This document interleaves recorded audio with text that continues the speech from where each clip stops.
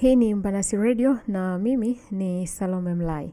Pita mtandaoni. Nimepitia ukurasa wa Instagram wa TBC Online.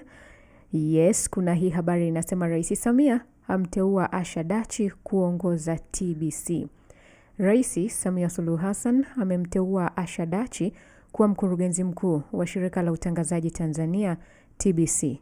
Kwa mujibu wa taarifa iliyotolewa na Katibu Mkuu Kiongozi Balozi Dr. Moses Kusiluka, kabla ya uteuzi huo, Dachi alikuwa mkurugenzi mtendaji wa kampuni ya magazeti ya serikali TSN.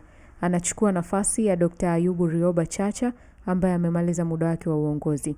Taarifa hiyo imetolewa na mkurugenzi wa mawasiliano ya Rais Ikulu Bakari Machumu leo Julai 14.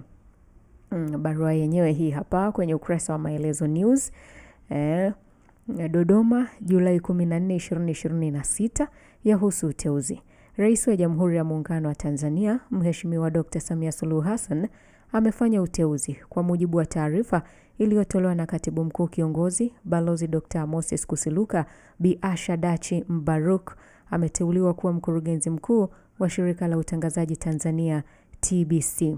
Kabla ya uteuzi huu, Bi Mbaruk alikuwa mkurugenzi mtendaji wa kampuni ya magazeti ya serikali TSN. Bi Mbaruk anachukua nafasi iliyoachwa na Dr. Ayubu Rioba Chacha ambaye amemaliza muda wake. Bakari S. Machumu, mkurugenzi wa mawasiliano ya Rais Ikulu. CDE Raya anasema kazi na utu, tunasonga mbele. Ole Ngonongoi anasema kazi iendelee. Kila la heri Asha Dachi. Tunakutakia utekelezaji mwema. Endelea kuifuatilia Mbanasi Radio kwa habari zaidi.